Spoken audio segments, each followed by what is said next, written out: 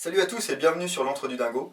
Aujourd'hui, je vous présente deux grenades pyrotechniques made in Russie. Voilà, en ce moment, c'est l'actu, hein, mais bon. La Air 2B. Voilà. Air 2B. Qui est une grenade toute prête. Voilà, on le voit, elle est scellée en bas. Hein. Voilà, système de goupille et de cuillère. À l'intérieur, billes plus poudre. Et la grenade pyrotechnique RGO. Voilà, toute belle aussi. Ouais. Qui est une grenade par contre qu'il va falloir préparer. C'est-à-dire que là, la coque est vide. À l'intérieur, il va falloir mettre un pétard de type Bison 1.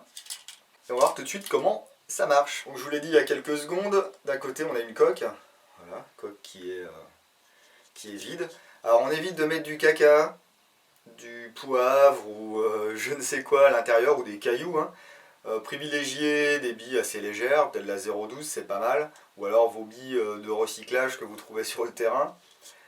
Et pourquoi pas du plâtre, c'est bien aussi du plâtre. Voilà. Mais évitez de la remplir quand même à ras-bord. De l'autre côté on a la tête avec le dispositif pyrotechnique. Voilà.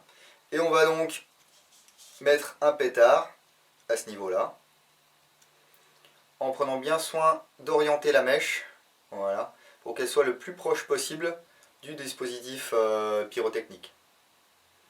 Alors des fois c'est un petit peu embêtant parce que les pétards ont une mèche assez courte. Le plus proche du dispositif vous serez, et mieux ça fonctionnera. Des fois, on verra, il y a des ratés malheureusement. Bon, une fois que vous avez fait le plein de votre grenade, bon, moi je mets rien dedans, hein. Celle qu'on fera péter tout à l'heure, il y aura des choses, mais là, il n'y a rien. Et on ne peut pas se tromper. Voilà. Maintenant, il me suffit de dégoupiller, tout en tenant bien sûr la cuillère. Hein. Dégoupiller, jeter la grenade, et ça va péter.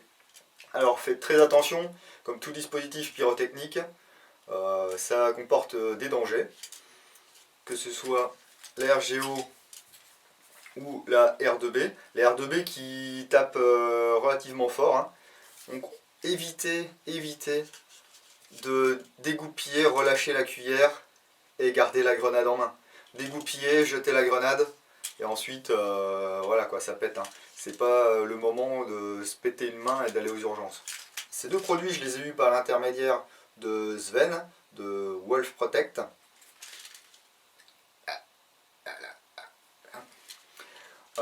Comptez 5,50 € pour les RGO si vous prenez en lot de 10 et 6,50 € pièces pour les R2B si vous prenez également un lot de 10.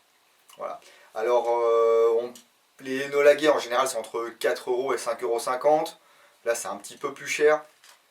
Perso moi je les ai achetés pour mettre dans mes poches de gilet, pas pour les faire péter.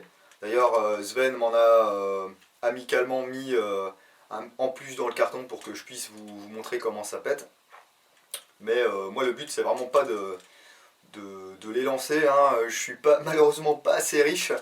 Ouais, je sais, il y a plein de répliques derrière moi, mais je suis pas assez riche pour me permettre de lancer 5 ou 6 grenades à 6,50 € ou à 5,50 € par partie. R2B, si vous préférez les choses un peu toutes prêtes. RGO, si vous préférez faire votre tambouille. On se retrouve tout de suite pour voir ce que ça donne sur le terrain. Pour plus de détails et plus de texte, n'hésitez pas à aller voir la review sur http://l'entredudingo.canalblog.com et là vous verrez des belles photos en gros plan avec les détails. Et n'oubliez pas que vous pouvez également me retrouver sur Tipeee si ce que je fais vous plaît, si vous voulez contribuer un petit peu à ce que je puisse continuer cette aventure de l'Antre du Dingo, eh bien vous pouvez participer. Je vous dis à bientôt dans de nouvelles aventures et puis c'est parti pour les tests sur le terrain.